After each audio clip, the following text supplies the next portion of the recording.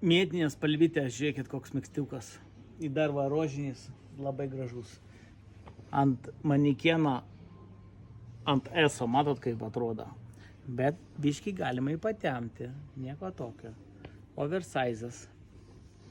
Labai minkštučiai, čia yra Vilnos 30%. Labai minkštučiai. Šiltučiai ir gražučiai. Vienu žodžiu, va, rožinė, mėtinė spalva. Tokia džinsinė, pažiūrėkit, kaip prabangiai atrodo, labai gražiai. Labai gražu. Kaina 25 eurai. Pas mus garinasi L1037.